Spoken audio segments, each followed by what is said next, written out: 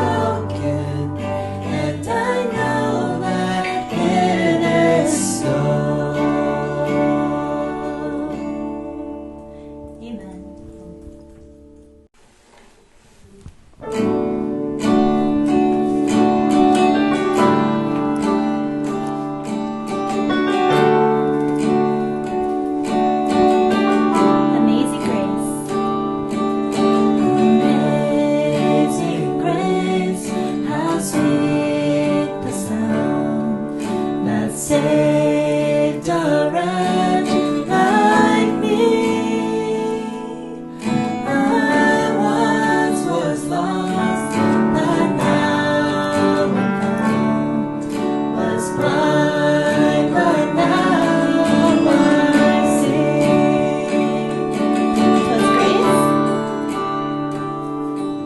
'Twas grace that taught my heart to fear, and grace my fears relieved.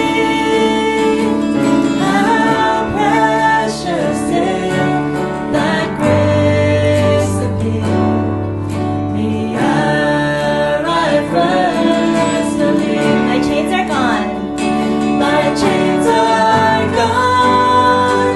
I've been set free. My God, my Savior, has ransomed me.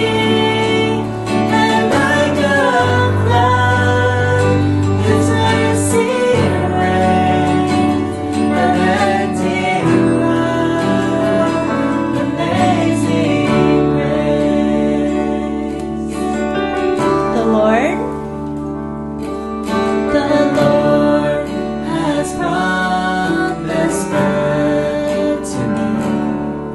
His word, my hope secures. He will my shield and portion be, as long as life endures. My chains are gone. I've been set free. My God, my Savior, has ransomed me. And like a flood, His mercy rains, unending love, amazing grace. The earth shall soon dissolve like snow. The sun forbear to shine. And God, who called me here below, will be forever mine. Will be forever mine. You are forever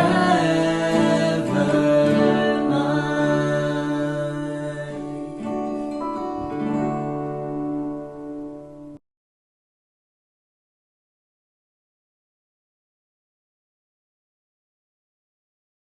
School. Join us for some body worship. Here we go.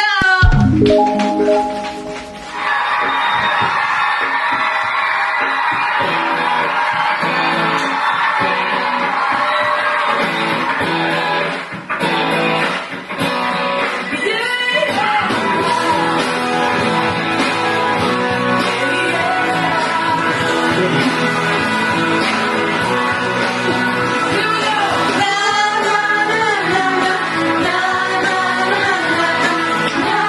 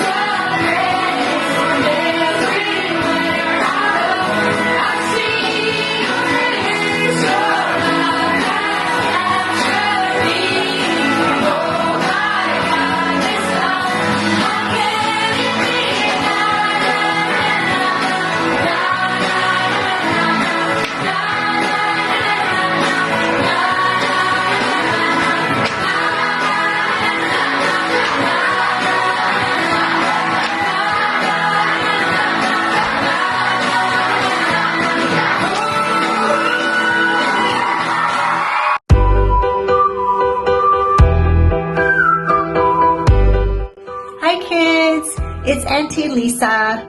I'm coming to you from our house to yours, and I can't wait to see all you guys soon once we can go back to church. Today I have a very special story for you. Today is a story about Jesus and his disciples and them crossing the lake, and there was a storm. But first I want to ask you, is there anything that you are scared of? Are you scared of big dogs? No, I love big dogs. Are you scared of the dark? Don't say that. Are you scared of roller coasters? I love them. Okay, so you guys think about what you're scared of. And in the meantime, I'm going to tell you a story about Jesus and his disciples. All right, so one day, Jesus was with his disciples, and they had spent a long day talking with all kinds of people, helping the sick, telling stories. And now Jesus said he wanted to go for a boat ride. Hey, do you guys want to go for a boat ride? Yeah, let's go to this boat.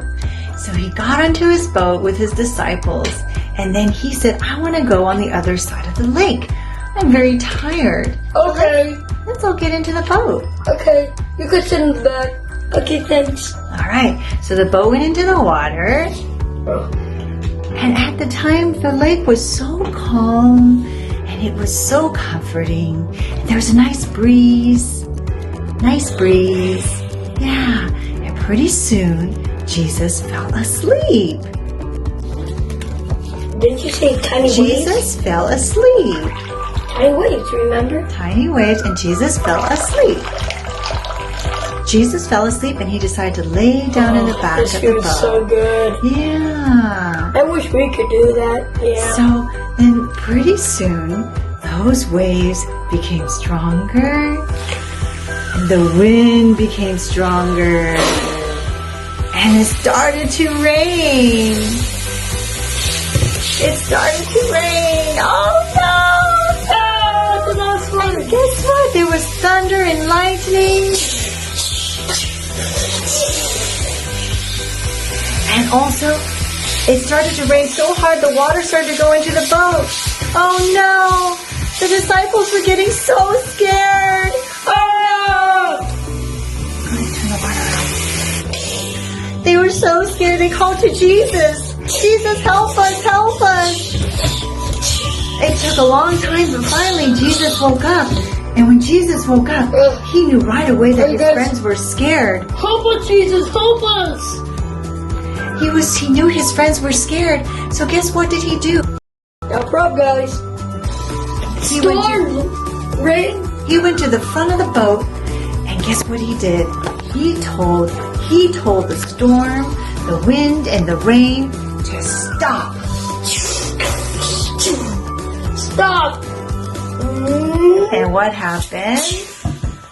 All the storm and the wind and the rain, they all calmed down. And the disciples weren't scared anymore. Yay!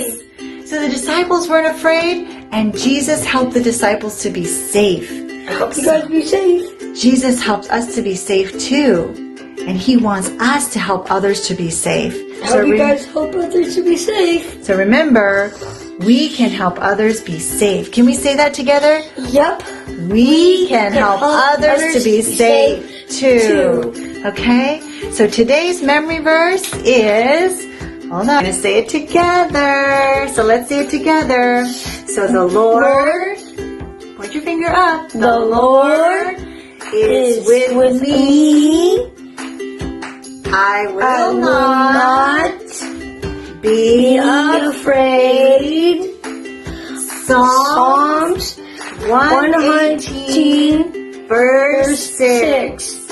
All right. Have a nice day, guys. Have a blessed Sabbath. Right? God loves you guys. Bye. Hello, welcome back. Did you guys enjoy the children's story by Lisa and Jonah? I mean, that was really, really cool with the Lego and all of that. That was so awesome. I loved how Lisa involved Jonah, and that was so great. And by the way, like I told you guys before, we want more of that. We want your guys' participation. So if you guys have a cool idea, something even you want to do with your friends, something you want to do with your husband, your wife and husband, hey, we'll take it. So whatever it is, just tell Eunice, she's our worship coordinator, and yeah, we would love to get your videos involved. Also, I mean, the video with Nicole and Jasmine and Julie, I mean, that was so much fun filming. I'm sure you guys all enjoyed it. I'm sure your kids enjoyed it. I'm sure some of you guys followed along and did all the hand motions too. And so thank you so much for all of that. One of the questions I've been asking people these days is, what's one of the most difficult thing about being in a quarantine or shelter in place? Now, a lot of people have said a lot of different things, but one of the more frequent answers I've heard is that the most difficulty is, before they used to go out and eat a lot more, but now that they're here or they're stuck at home, they feel like they have to cook all the time. And so that's been a really difficult struggle for them. So the question I have for you guys is, are you a good cook? Okay? Have you been enjoying cooking at home? Now, something really interesting about cooking is, it's really interesting because you can have the same ingredients, you can have the same recipe, but depending on who cooks the food comes out totally differently. Now, you guys know my wife, Grace. I feel like I'm obviously biased, but I feel like she's such a good cook because I feel like everything she makes, it tastes so good. Okay, well, here's what I mean by that. Like, there are certain foods that I just don't like that much. Okay, one example of that is tteokbokki. Now, some of you guys don't know what tteokbokki is, so I'll put a picture right here. Boom, boom, boom, right here. And I don't know, for some reason I just don't like it. But when she makes it, for some reason it actually tastes good. And now I actually crave it sometimes. I actually want her to make it. And so that's why I actually gained about 30 pounds after getting married. Yikes. Why am I talking about all this? Because if you guys remember, we're going over a series called Don't Waste COVID-19. And in that way, it's very similar because two people could be in the same situation, same scenario, but one person, okay, is going to come out bringing out gold. Another person is going to come out and it's going to be not so good. What I mean is, it's like same thing as a cook, right? You have two different cooks. They have the same ingredients, but one person makes it look like gold or wonderful tteokbokki. The other person, it just looks like red slime. And you're just like, ugh, I just want to throw it away. So again, we see that through this crisis, through this difficult time, through this pandemic, people are going to react differently and people are going to come out of it differently as well. Okay? Some of us, we're going to be growing. And I'm not just talking about waist size, because I know some of you guys said you guys have been gaining weight. I'm not talking about that, right? I'm talking about your character. I'm talking about your patience, right? Some of you, you're going to be growing. And some of you, you guys are actually going to be shrinking. So here are some examples, right? Some of you, you're actually going to come out stronger because of this coronavirus. Some of you, you guys are going to actually become weaker. Some of you, you're going to become more loving and more patient. Some of you, you're going to become more impatient and more bitter. Some of you are going to utilize this time and learn new activities. And that was one of our weekly challenges with Peter and Susie, right? Some of you, like me, you're gonna try to learn dancing and learn instruments. Some of you, you're just gonna be wasting time watching useless videos that you don't even really care about. And it's the same thing with our relationships as well. Some of you, even though you're far away distance-wise, you're gonna have much better relationship with your friends, your family members. And some of you, you're only gonna become more and more isolated and you're gonna just go into your caves. Some of you guys, you're actually going to get closer to God. And some of you guys, sadly, will actually get worse and actually walk away from God. All of us, we have a choice. Okay? We all have some ingredients, okay, that we're given. This life has given to us. We're all in this together. And now, of course, we all have different experiences, but again, it's our choice whether we make a blessing out of this or we make a curse out of this. And that's why I started this whole series, because I felt like, hey, there were a lot of people at our church that I felt like some people, man, they're making it into a blessing. I feel like they're immensely growing through this. And some church members, I feel like they're just like wasting time and not doing much with it. How about you? What are you doing? Are you growing? Have you grown? Or are you shrinking? Have you become a mini you? So again, you guys are watching this and you might be thinking, oh man, I feel really bad right now because I realize, man, I actually haven't been growing. I've actually been shrinking. I've been actually crumbling. I haven't really been doing much. I've been wasting my time. Hey, this is exactly why we have this series for you, because number one, you're not alone. You know, there's a lot of people out there. There's a lot of church members out there. Again, this is a new situation for us. None of us have gone through a pandemic. And so, hey, we're all in this together. But second thing to understand is that, hey, we have the greatest resource. You know why? Because God is the greatest cook. What I mean by that is, He's a God who takes all the horrible ingredients that you can find, but He still brings the greatest good out of it. And so God wants to do the same thing in our lives. And we could actually learn from that. And that's really, really, really exciting. Because even though we might not be a good cook, God actually brings goodness out of the mess that we have made. So I'm so excited about this series. Let's go into it right away. I'm going to be reading from 1 Peter chapter 1, verse 3 through verse 9. Praise be to the God and Father of our Lord Jesus Christ. In His great mercy, He has given us new birth into a living hope through the resurrection of Jesus Christ from the dead, and into an inheritance that can never perish, spoil, nor fade, kept in heaven for you, who, through faith, are shielded by God's power until the coming of the salvation that is ready to be revealed in the last time. In this you greatly rejoice, though now, for a little while, you may have had to suffer grief and all kinds of trials. These have come so that your faith, of greater worth than gold, which perishes, even though refined by fire, may be proved genuine and may result in praise, glory, and honor when Jesus Christ is revealed.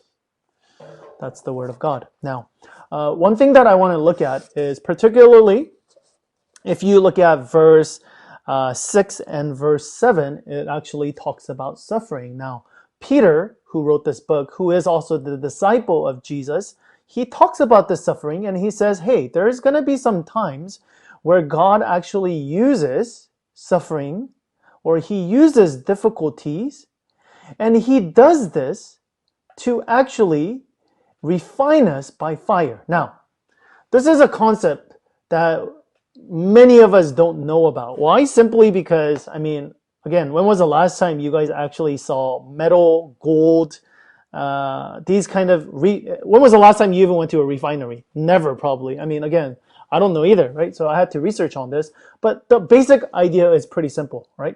Basically, let's say there's a metal, right? Think of a metal, kids. There's gold, there's silver, there's bronze, these kind of different metals, steel, right? Iron. But the thing is, when you actually find pure gold or pure silver on the ground, what actually happens is when you actually dig it, it actually doesn't look as pretty as you think it will look in pictures, right? Why? It's because there's actually a lot of dirt on it, right? It's not even on the gold, it's actually mixed in with the gold. There's actually dross, there's actually impurities, there's actually things that's really mixed in with the gold that you can't just brush it off. And so again, what can you do? Because again, people are not going to buy half gold and half dirt. People are not going to buy that. That's not going to sell. And so what do? People have figured out, oh, what if we actually try burning this thing? So what happened was they realized if you actually put gold with all the dirt and stuff into the fire, all the other materials, the dross, the impurities, the dirt, it can't handle the heat. So what happens is it actually gets it burns away. The fire is too hot. But the gold itself, it's strong enough. So it just stays there.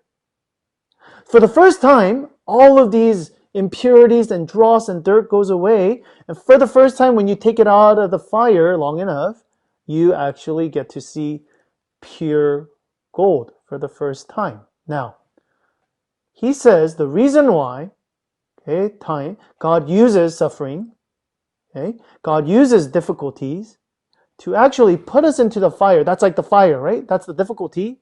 And when we come out of it, we actually see pure gold. Now, this is very important because it actually says this. If you look at verse 7 carefully, it actually says that it may prove genuineness, okay? And that will result in faith. So in other Bible version, it actually says your faith will be proven genuine. So what is it saying? Now, this is what it's saying. Peter is basically saying when difficulties happen, when suffering happens, when COVID-19 happens, okay, it basically takes away all the pretense, all the different masks, all the different walls, all the different barriers that we have. Okay? Suffering, it takes away all of those things. And so what's left of it is just you, your true self. Okay. So there's a funny comedian. He's one of my favorite. His name is Chris Rock. And one of the things he always says is whenever you meet people, you always meet someone's representative. Okay? You never meet the real person, right? You never meet the real Kirin. You always meet the nice, happy, la la la, yeah, like that kind of happy Kirin. Why? Because we're deep inside, we're scared. We might think if people see me for who I am, they're going to reject me. So I have to kind of hide it. And so what we do is, again, a lot of times, and for professional reasons too, maybe for good reasons too, we put on a mask. We put up pretense. We put up walls. But when suffering happens, when difficulty happens, all of these things basically gets torn apart. They all get destroyed. They get burned up. And what's left, okay, during suffering and pain and difficulty is the pure gold, which is our true self.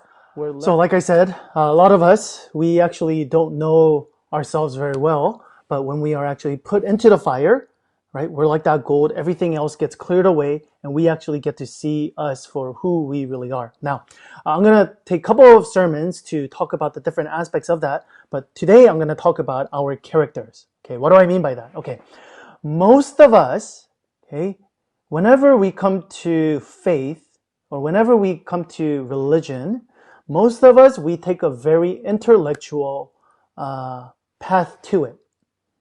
What I mean is, a lot of us, okay, if I ask you guys, like, do you believe that you're a sinner saved by grace? Do you believe that Jesus came and died for you? I mean, if I talk to most Christians, they're going to be like, yes, I understand this, I understand that.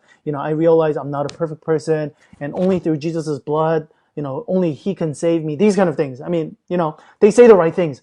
And I say these things too, right? But the thing is, functionally, what I mean by functionally is our day-to-day, right? The way we behave, we actually don't live like that. What I mean is most of us, even though on the one hand we say, yeah, I'm not a perfect person, I'm not really saved by grace, most of us actually don't really think that. What I mean is this. Most of us, we actually think that we are actually pretty decent people. Okay? Most of us, we think we're very open-minded, hardworking, we're loving, and we're sophisticated than other people. I mean, of course, we have some blemishes, but those are very small things. Compared to other people out there, a lot of times we are too fragile under criticisms, or we're very harsh in giving it.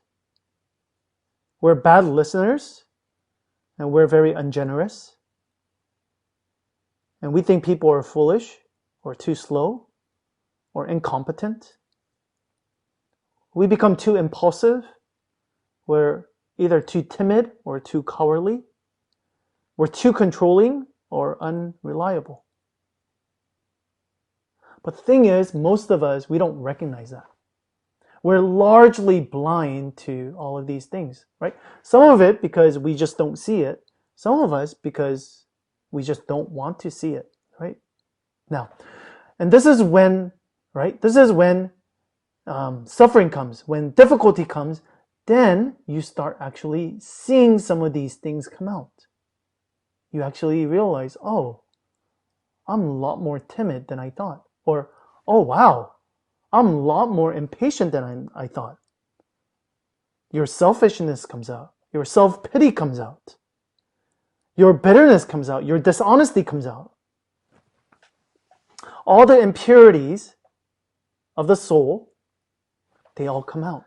And so for the first time, we finally get to see who we are. And that's why for some of you guys, while they were taking the Enneagram test, man, like I don't like taking this test. Why? Because for the first time, they're like, I didn't know these. Number one, I didn't want to be reminded. I already know all the flaws or some of these things. Now it's like I feel like it's magnified. Or some people say, man, I did not know these things about myself. And now that I do know these things about myself, man, this is frightening to see that I'm not as good as I thought. Let me give you some examples of this. The reason why marriage is so difficult is because, right, the person that you're living with, they see everything. What I mean is like, you can't, again, a lot of us, we're good at putting on masks, putting on representative, but you can't do it 24/7. So your spouse gets to see everything. And they tell you, not maybe some spouses don't, but they tell you, right? This is why you fight, because again, they see your impurities. They see all the things that you don't see, that you're blindsided by, but they actually see all of it. And again, because of that, you see that, you hear that, and that's why it's, marriage is difficult, because you are constantly reminded of your flaws. You can't just like, oh, I'm just going to put this under, I'm just going to put on a mask. You can't do that in a marriage. I'll give you a second example. Now, raising kids. Raising kids is so interesting. I have not raised a kid before, but two really interesting things about kids. Number one is, whenever you talk to a kid, kids are so funny because, they're so honest, right? You go up to them and they just come up to you and say, you're fat or you're ugly, right? They say it like in front of you, right?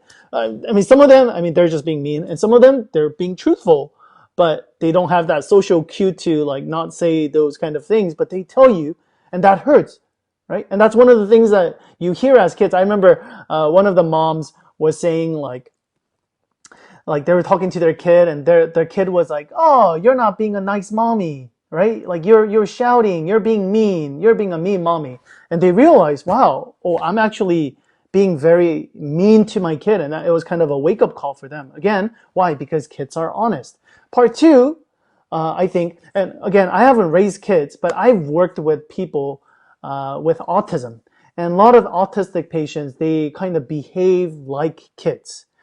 And so I remember before working with autistic patients, before I was pastoring, I remember whenever I would see like parents kind of go berserk or kind of like reprimand their kid in public, like I would be like, whoa, man, the mom and dad, they can't control their anger, things like that. But man, after I started working with autistic patients, I realized, man, dude, I'm really impatient.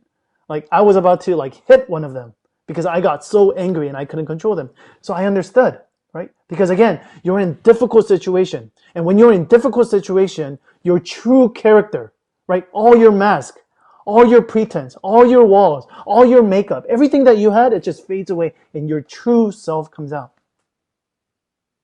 I'll give you one more example. For some of you guys who are not married, for some of you guys who don't have kids or who haven't dealt with kids, okay, something really interesting I found out on Instagram recently.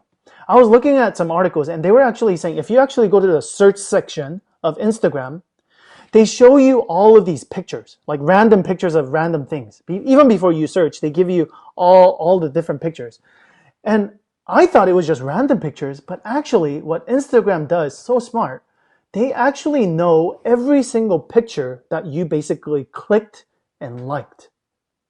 Okay? So when you scroll up to those pictures, they know what kind of things that you like. Okay? That's very, very telling.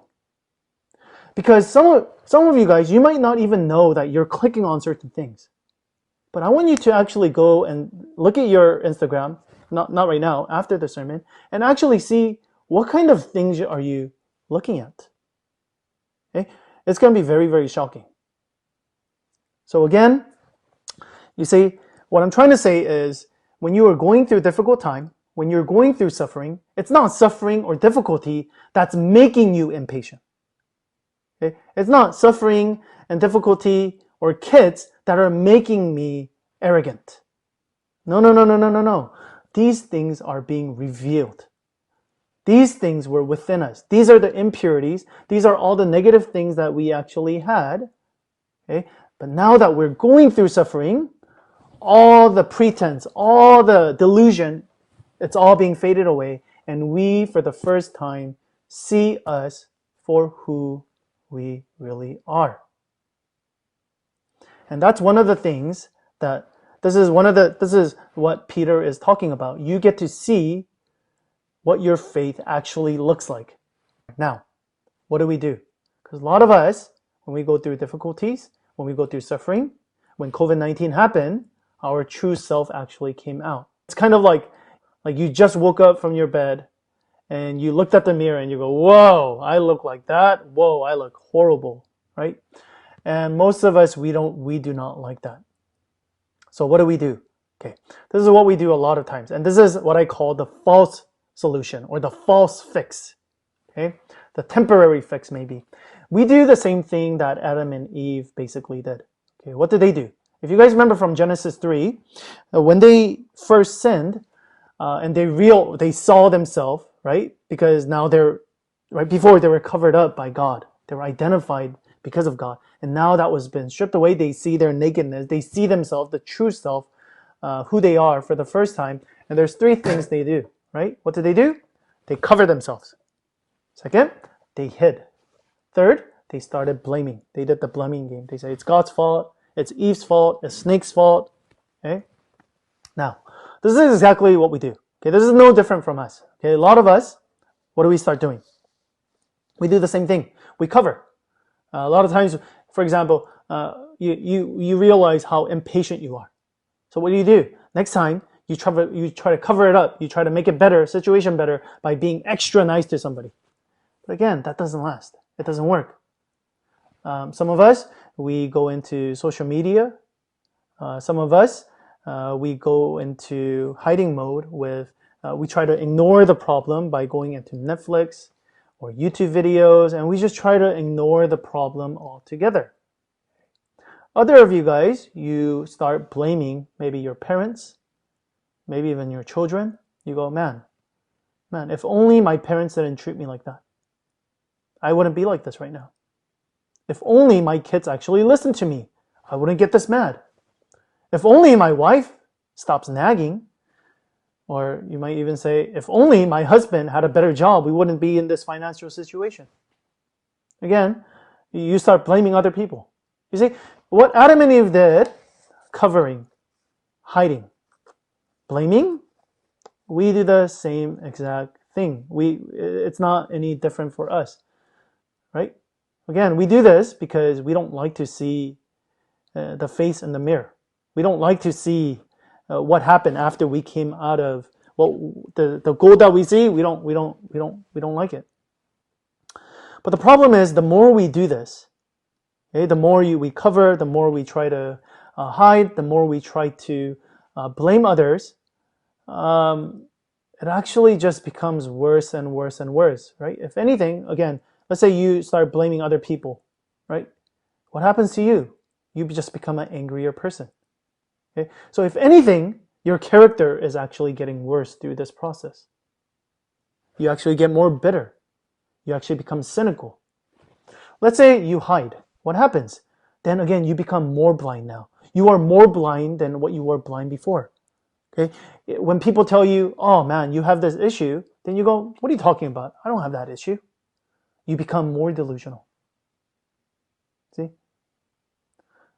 If anything, if you go with these false solutions that I talked about, in the beginning, you might feel a little better. You might go, oh man, I don't have to see myself. But the thing is, it's never a permanent solution.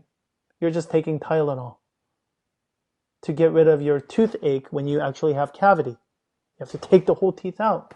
But for you, you just want to go with the easy solution. And again, it's all of us, we're guilty of this. It's so easy to just go for the cheap stuff. It's so easy to go for the temporary fix. But again, this doesn't help our character whatsoever. It only makes it worse in the long term. Now, many Christians actually do the same thing. What I mean by that is this. I know a lot of Christians, when they actually start getting closer to God, or when they are going through a difficult time and they actually realize, God actually shows them, hey, your relationship with me is actually not where you want it to be. Or you thought you were, good little tiny, good little Christian, but you're actually not. You're actually not as faithful as you thought. You're actually not as devoted as you thought. Now, what usually happens, again, it's the same thing, right? What we do is we say, man, I'm just a horrible person. Like, I thought I had a lot of faith, but I actually don't. So, and so what happens is normally two things. What happens is, one of the things is you start doing mental punishments. Okay? You start blaming yourself. You start saying, I'm so dumb. Like, you're just a faithless person. You're just a fake. And you just basically, all the curses, you throw it at, you just basically, you're self-harming yourself. Another thing a lot of Christians do is actually they walk away.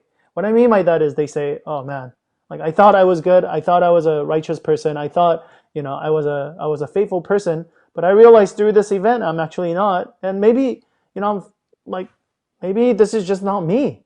Like, they start basically embracing themselves in that, whatever sin, whatever impurities they find, they just go, that's who I am.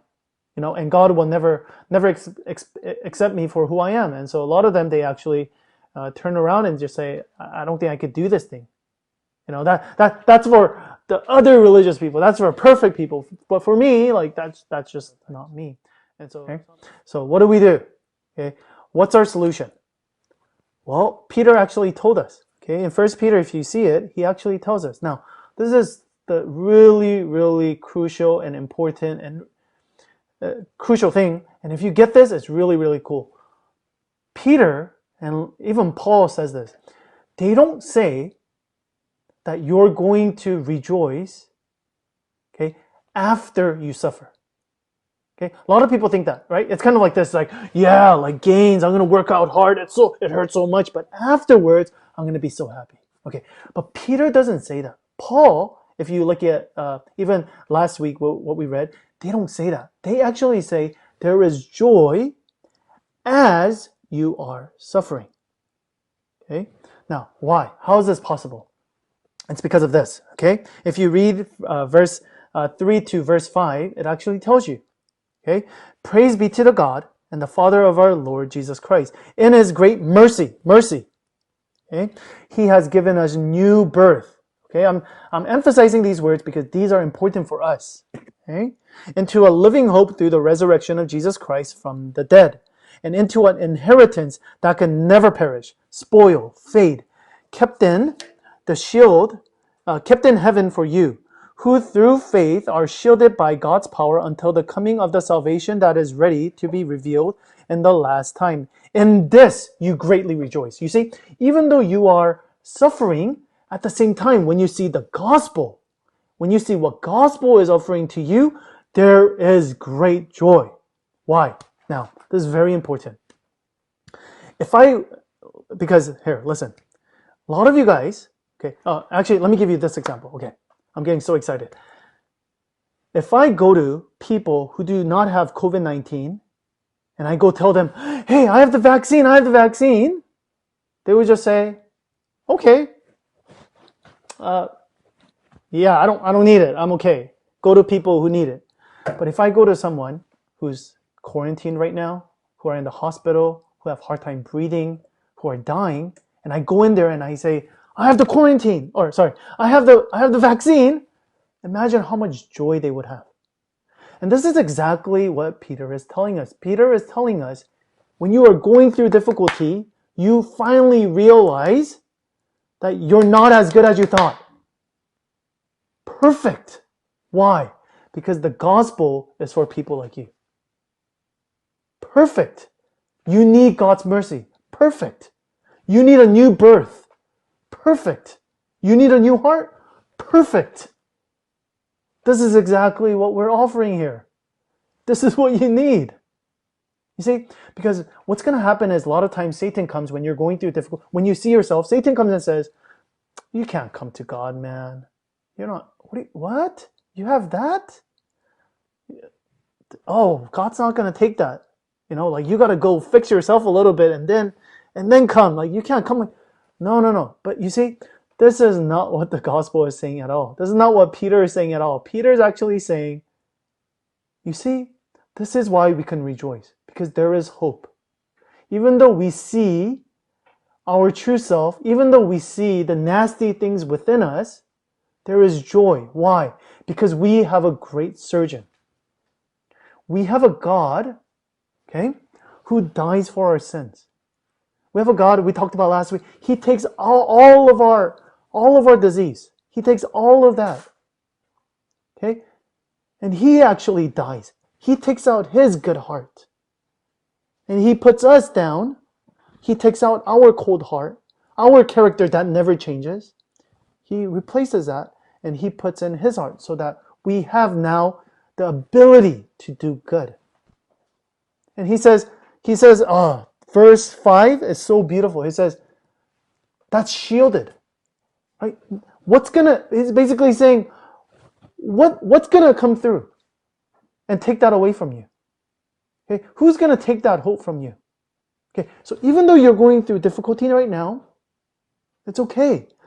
You could actually rejoice because that's actually going to show you what you're really made out of.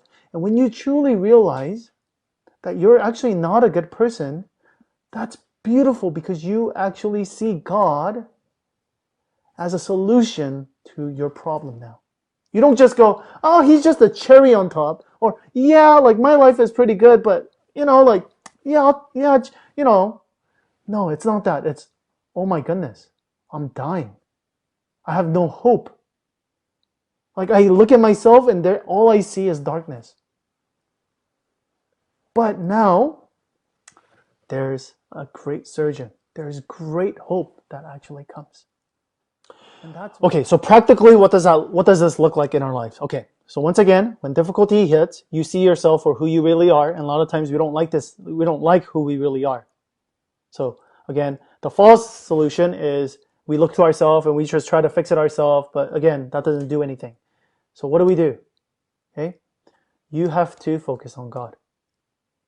Okay, you say, the more sin in me, the more I need Jesus. The more cancer I see in me, the more surgeon I need. Okay, the more sick I am, I need a great doctor. And this is exactly what Jesus said, right? Jesus says, I have not come for the righteous. I have come for sinners. Okay? Healthy people don't need a doctor, it is the sick. You see, the more we see the flaws, the more we see the negative things, that suffering and difficulties helps us, forces us to see, the more we see that, we have to come in front of God. And you know what? How does that help us to transform our character? Okay, I'll talk about just two things. First thing, if you truly do this and you come to God every single time, it's going to make you a much humbler person. What do I mean by that? Because now you can't be arrogant. Okay? You can't say, you see, I'm this great person because I've done it all. No. Instead, you say, yeah, I got to a place where I couldn't do anything. And you know what? Jesus still loved me. Jesus still had mercy on me. He still operated on me. He gave me mercy. So it's not about me. It's about God. So you can't become an arrogant person. You can't look down at other people. Right? Again, why? Because you are someone who needed a savior. Number two, it'll make you a more loving person. It'll make you a more compassionate person. You see, and that's why a lot of people who have gone through very, very extreme, difficult times, they're either very, very compassionate or they're very, very arrogant, right? Because again, the arrogant person says, I did it myself. I just grinded it through. I got this. You guys are just weaklings. Again, they're just really arrogant and bitter people and cynical. But you see, some people, they become extremely compassionate, extremely patient. Why? Because they realize what they have gone through and they realize how difficult it is and they become more understanding. Basically, what am I trying to say?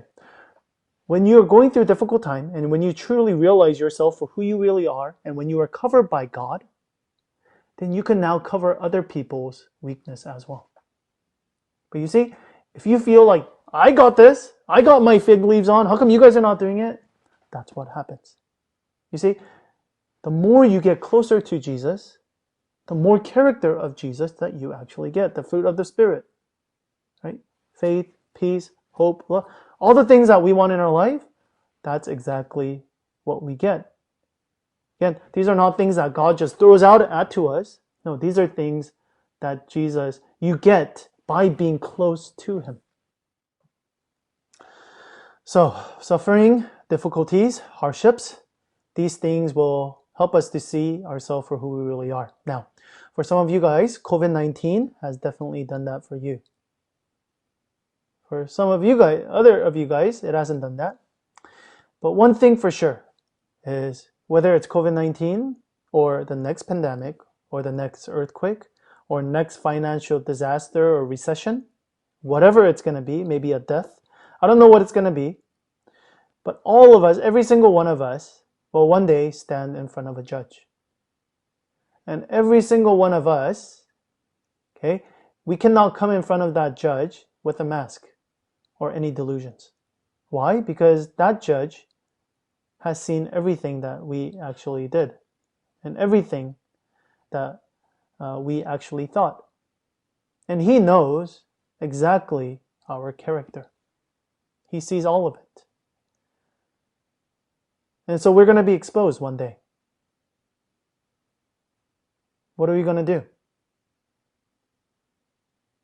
What are you going to do now that you're exposed? Again, I told you the false solution is to look to yourself. And that's not going to get you anywhere. And trust me, that's not going to get anywhere with the judge either. Another option is for you to be covered up. To die with Jesus. To resurrect with Jesus as well, though. There's a song that we sing often at our church. It's actually from a hymnal. But in the song Cornerstone, it actually says this. When He shall come with trumpet sound. So it's talking about when Jesus comes back, when the judgment happens, when we are in front of the judge. Oh, may I then in Jesus be found, to be Him be found, dressed in His righteousness alone, faultless stand before the throne. I hope that none of us stand naked in front of Him. Why?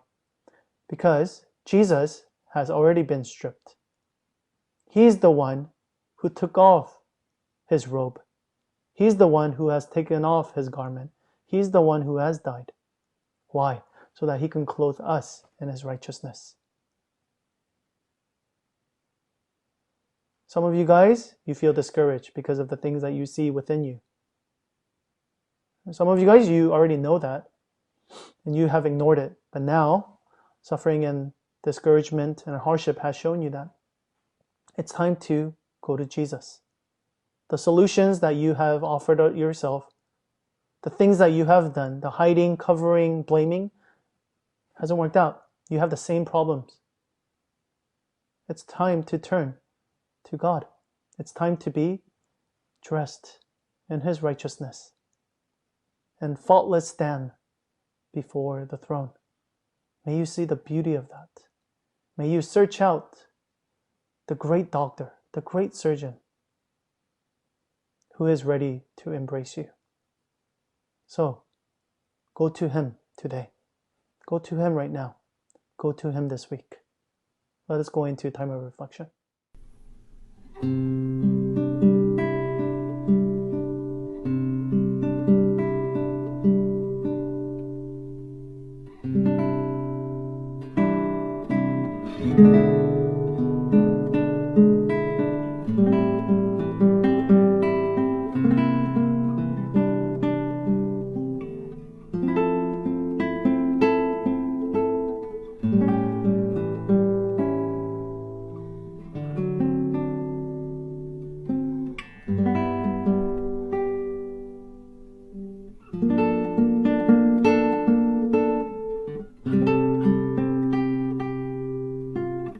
Turn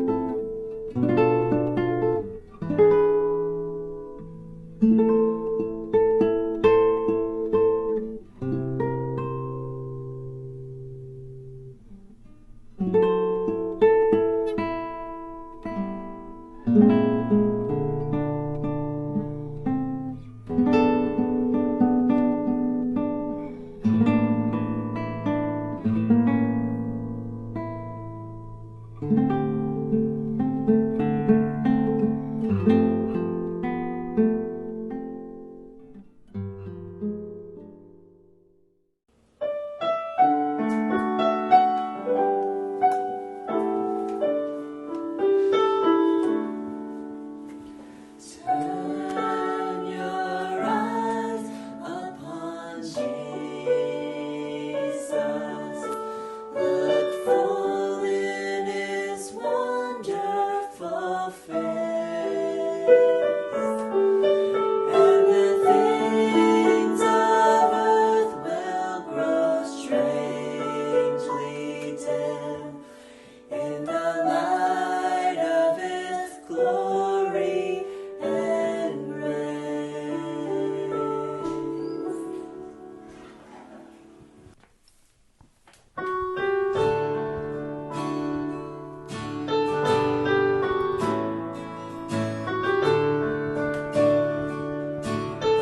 Purify my heart. Purify my heart, let me be as gold and precious silver.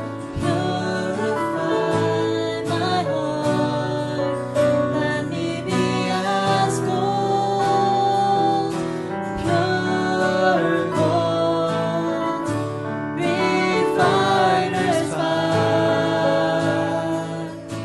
My heart's one desire is to be holy, set apart for you, Lord. I choose to be holy, set apart for you, my Master, ready to do your will. Purify my heart. Purify my heart, cleanse me from within, and make me holy. Purify my heart, cleanse me from my sin, deep within, refiner's fire. My heart's one desire is to be holy, set apart for you, Lord. I choose to be holy, set apart for you, my Master, ready to do your will, ready to do your will.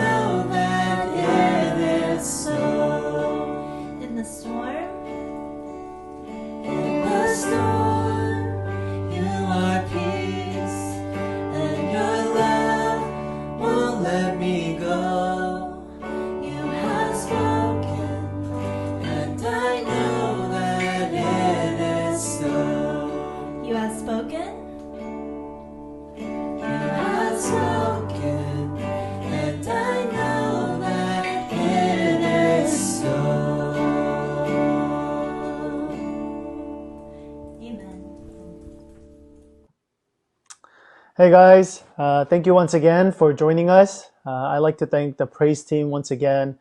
They actually produced all the videos and recording and everything. And so it takes a lot of work, a lot of practice. And so big thanks to Nicole, especially Shauna, recording her guitar. So thank you all the praise teams.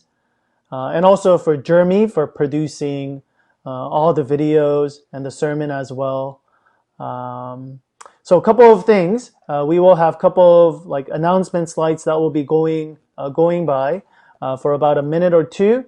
And right after that, if you guys remember from last sermon that I talked about one of our church member that actually is still going through, but someone who I feel like is growing instead of shrinking during suffering and difficulties. And he actually agreed to do an interview. I know you guys are all wondering, I'm sure you guys are all wondering who it was. Well, you'll get to actually see him because he actually agreed to interview. So that video will come right after the announcements. And after that, your guys' favorite. I know you guys have been all looking forward to it. Bloopers part 2 is coming up right after that. We have a lot of funny videos. And so hope you guys are looking forward to that. Once again, I wish I could see all of you guys. But hope you guys have a wonderful day. Stay safe and happy Sabbath. Bye.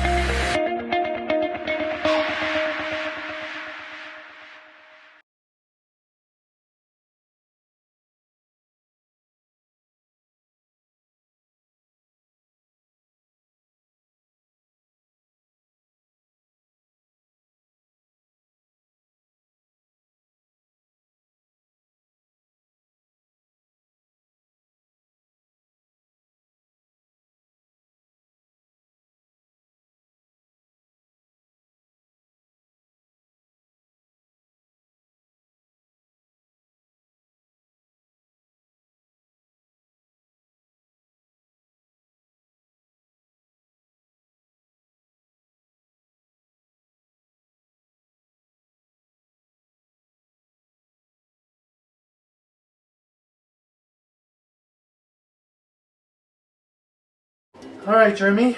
Why don't you give us a short introduction of yourself in a very silly way? Hi, my name's Jeremy. Introduction. I like karaoke. I like to belt out my heart to like Celine Dion.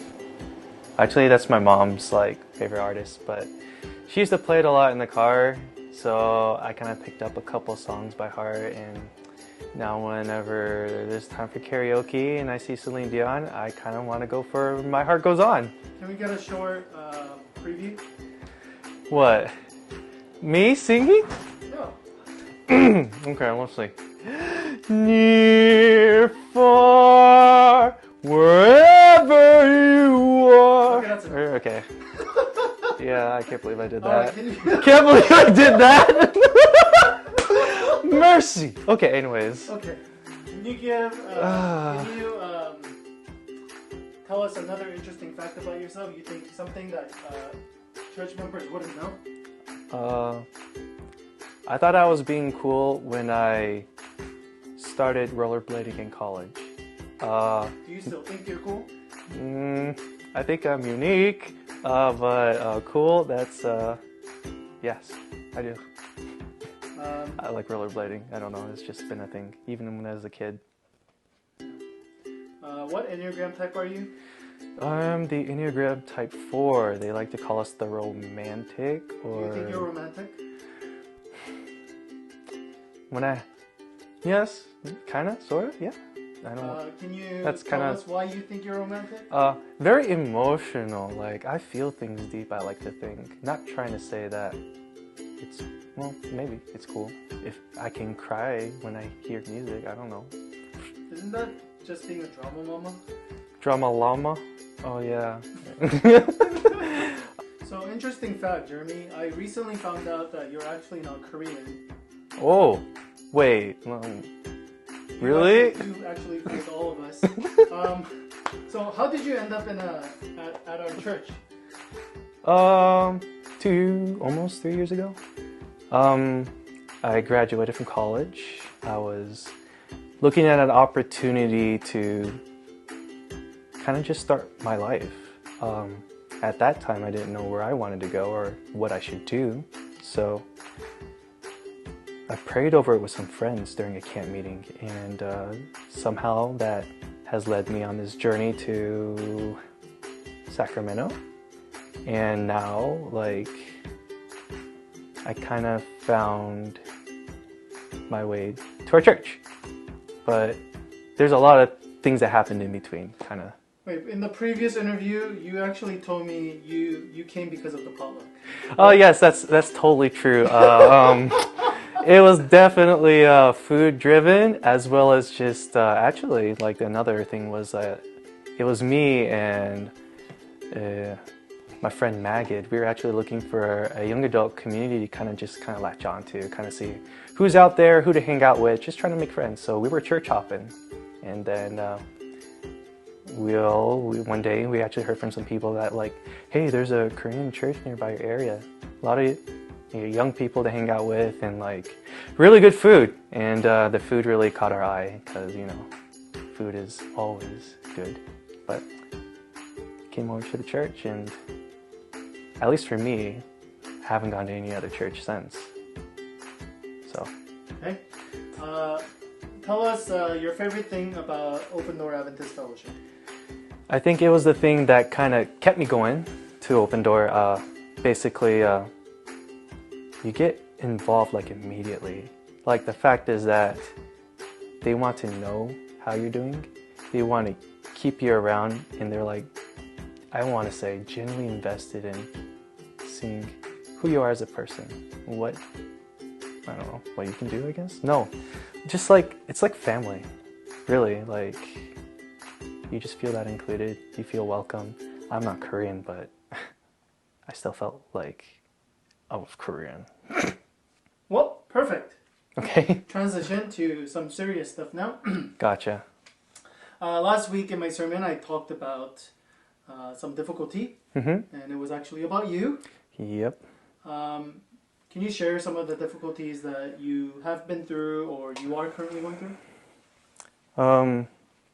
I think one thing, or one difficulty that I've been through was along the lines of just understanding my identity, which is kind of a big thing.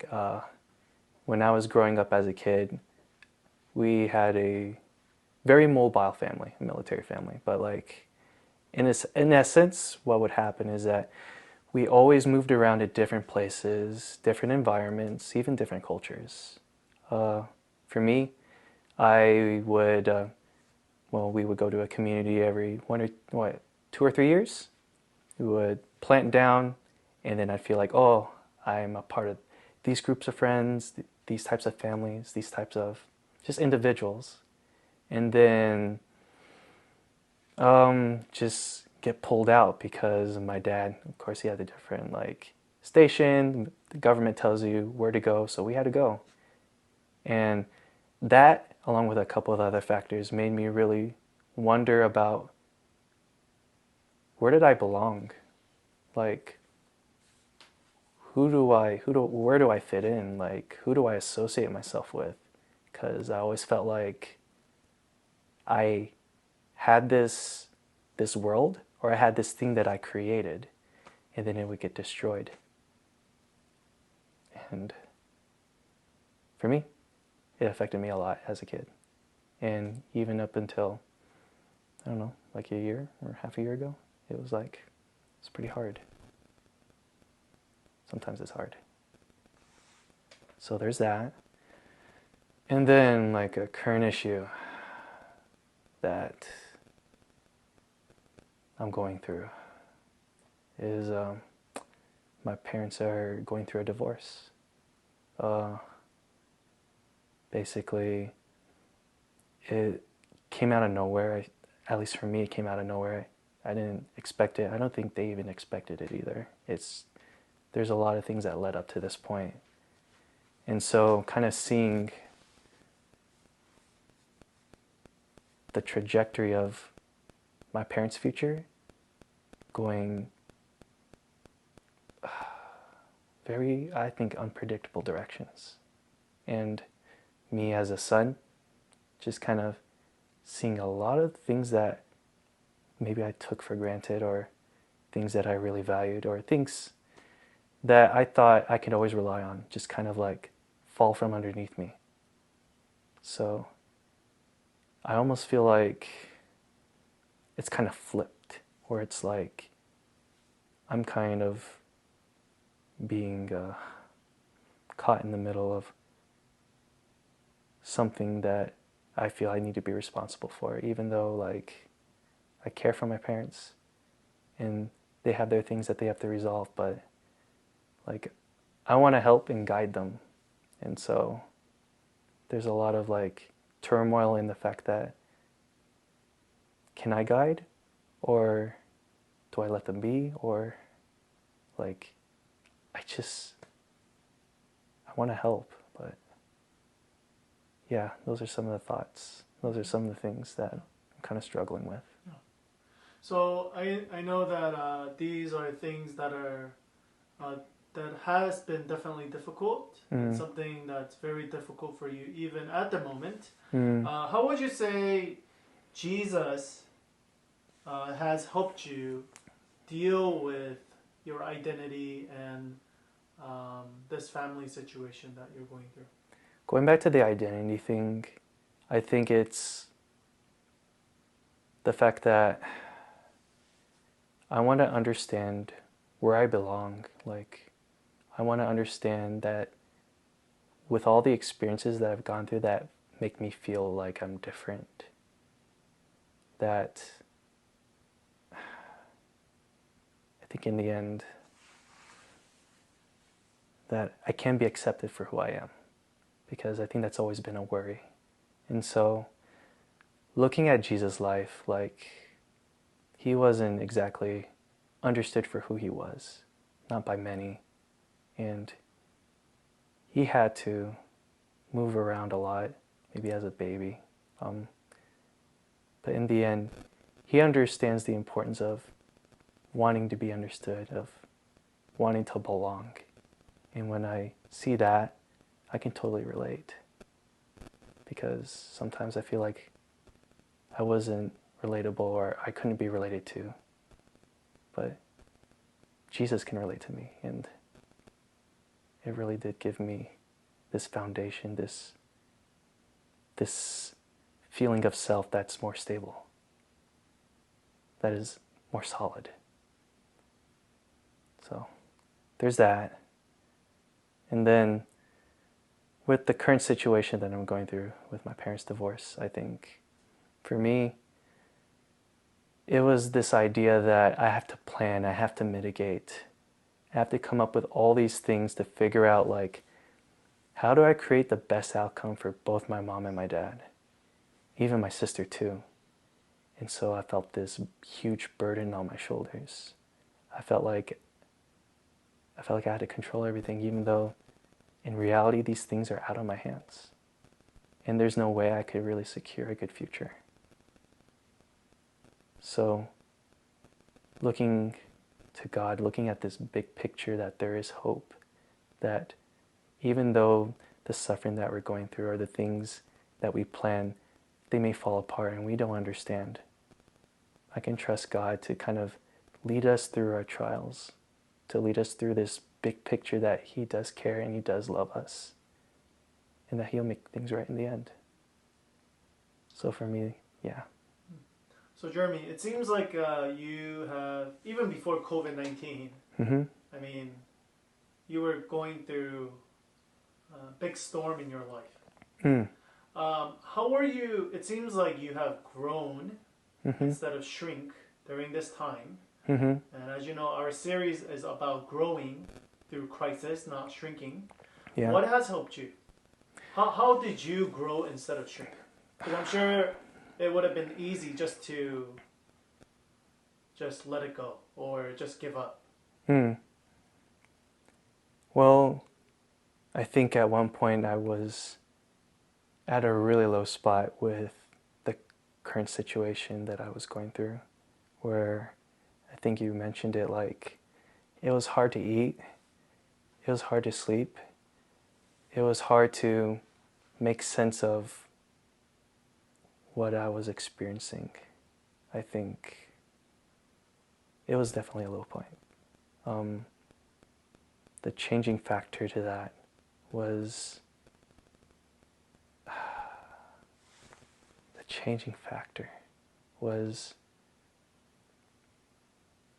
my pursuit of God, or God's pursuit of me, in spite of all these things that were just, I felt like, breaking me. I think He reached out to me when I prayed, when I was praying for a reason to understand, well, where can you be found in the midst of this? And I think what changed is that when I realized that God was there with me, is there with me, that He is always available, that He can relate and He can understand. That made me change in my life, in understanding that if He's readily available, then I want to make time to always see Him, to always talk to Him, to be understood. I think for me, that's my prayer life changed. Devotional life made that more important. I think it made me reprioritize the things that I found important. Let's see.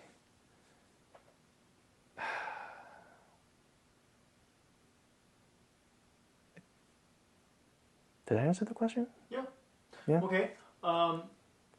What are some what are some ways then that you feel like you grew, like character-wise, faith-wise, relationship-wise? Like Jeremy a couple of months ago, Yeah. or even a year ago, Mm-hmm. and now having gone through and still going through this difficulty in your life, Mm-hmm. and on top of that with COVID-19 and everything else, Mm-hmm. in what ways have you changed? And in what ways have you grown? I think for me, in ways I've grown, I think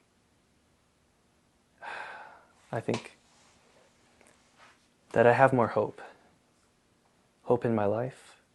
I think I've found that during times that I do get worried over circumstances or when I run into very negative experiences that really make me question what's going on, that I find that if I run back to God, if I remember Him, and I remember the promises that He's made in His Word, that it helps balance me.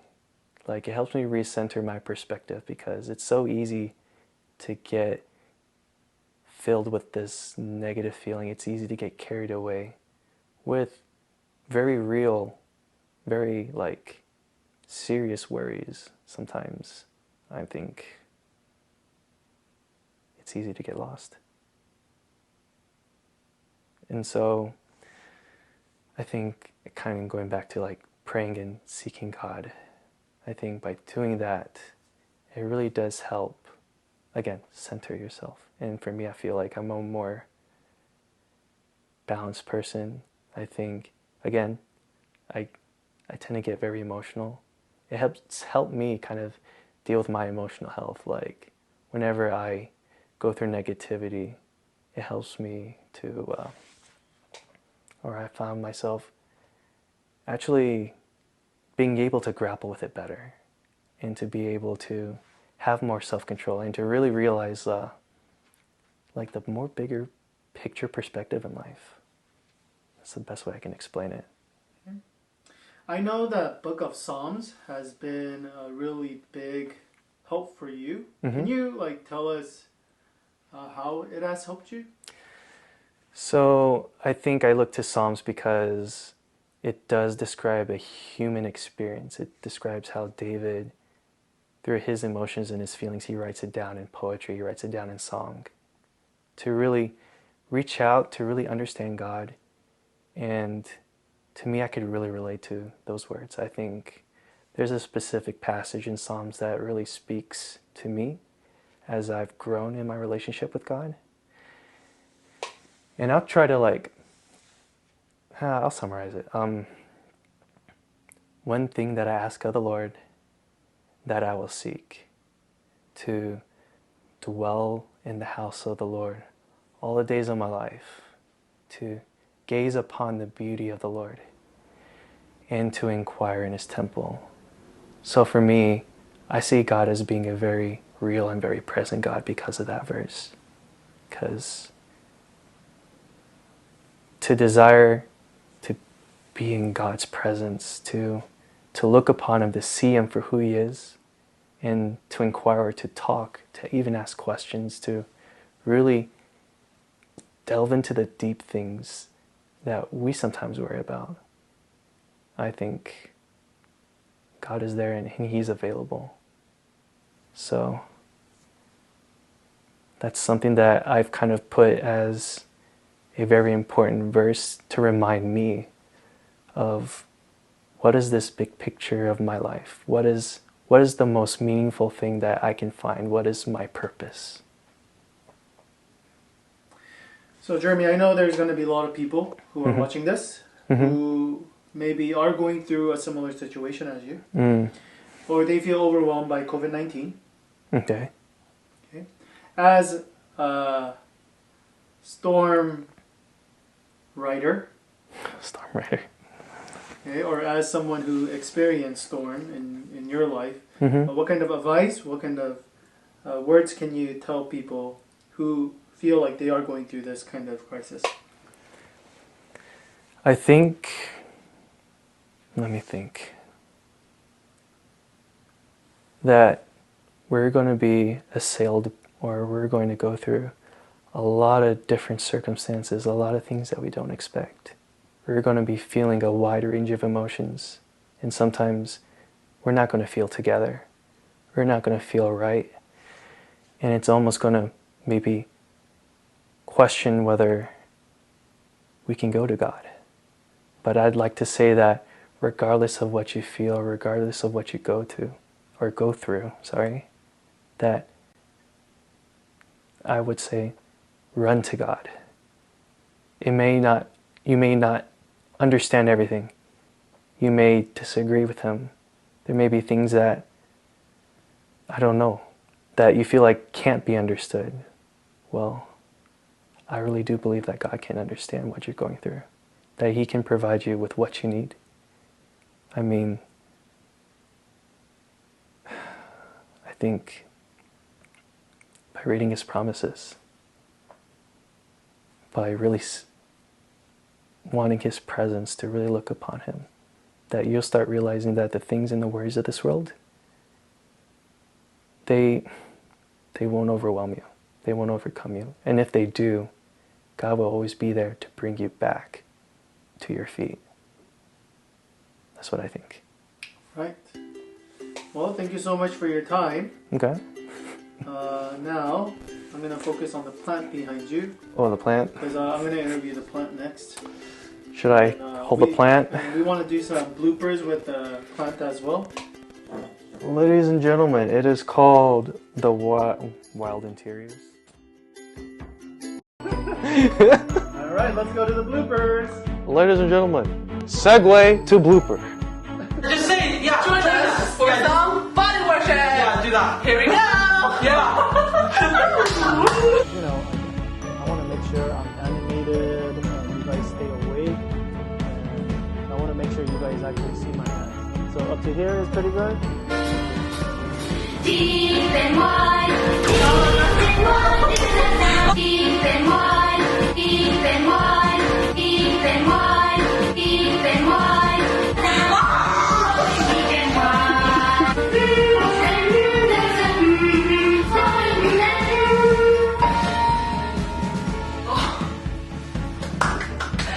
어땠어? How was it?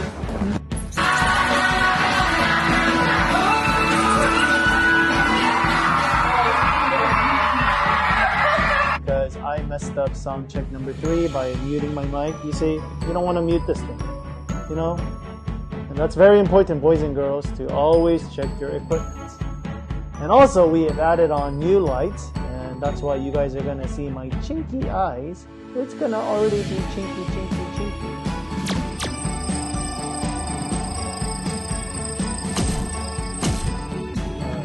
That was graceful.